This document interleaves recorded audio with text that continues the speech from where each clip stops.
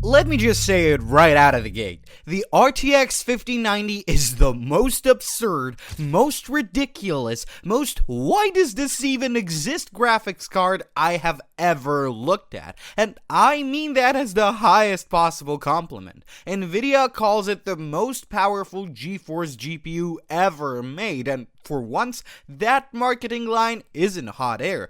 This thing is the real deal, and today I want to walk you through exactly why it earns that title, what's actually crammed inside it, and whether this hype holds up in the real world. Spoiler? Mostly it does, so buckle up because we're going in fast.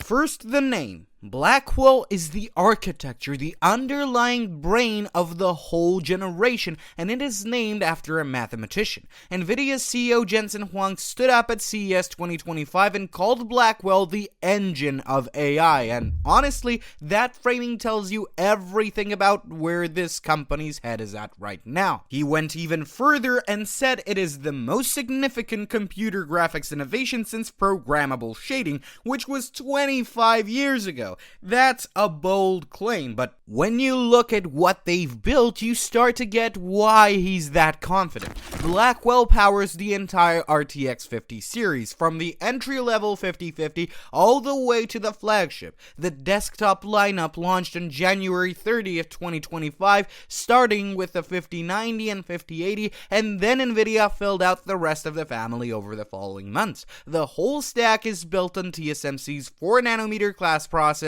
which keeps power leakage down and lets the chips clock higher. But the card we actually care about, the one that grabs the crown, is the RTX 5090. So let's pop the hood. Here's where it gets genuinely silly in the best way possible. The RTX 5090 packs 92 billion transistors, and let that sink in for a second. 92 billion. NVIDIA officially calls it the most powerful consumer GPU ever created, and with that transistor count, it's hard to argue. Inside that die, you have 21,760 CUDA cores, which is roughly 33% more than the previous champ, the RTX 4090. You've got 685th generation tensor cores handling all the AI heavy lifting, and 174th generation ray tracing cores doing the lighting work. Add it all up and the card delivers over 3,352 trillion AI operations per second. I don't even know how to picture a number that large. It's the kind of figure that used to belong to data center hardware, not something you slot into a gaming PC. And then there's the memory, and this is one of my favorite upgrades. The 5090 ships with 32 gigabytes of GDDR7 running on a 512-bit bus, pushing about 1.79 terabytes per second of bandwidth. That's a 78% jump over the 4090. For gamers, that extra headroom means texture-heavy 4K mods and massive open world stop choking the card. For creators and AI tinkerers, that 32 gigs is the difference between your project loading and your project crying for help. I cannot overstate how much that VRAM buffer matters for serious work. So, on paper, it's a beast, but raw silicon is only half the story this generation. And that's what makes Blackwell so interesting to me.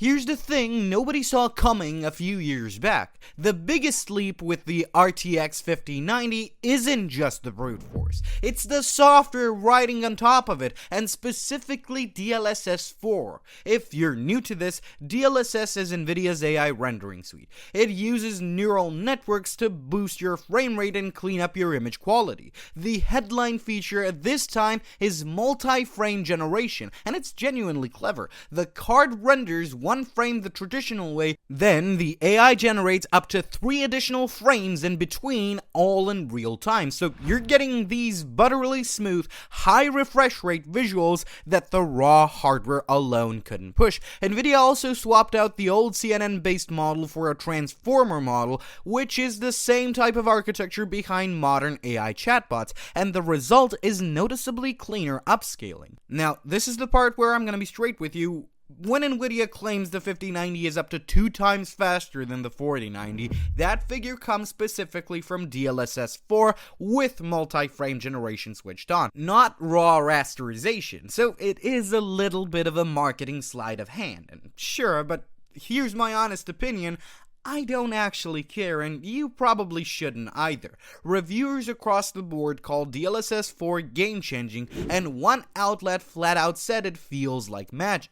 When the end result on your screen is smooth, gorgeous, and responsive, the path it took to get there matters a lot less. The tech works. That's what counts. Now let's get out of the spec sheet and into reality, because that's where a card lives or dies. In pure 4K rasterization, the kind without any AI tricks, the 5090 lands somewhere around 20 to 50% ahead of the 4090, depending on the game. In race tracing tests, you looked at gains of roughly 27 to 35%. Those are real, meaningful generational uplifts, and they make the 5090 the undisputed king of native 4K gaming.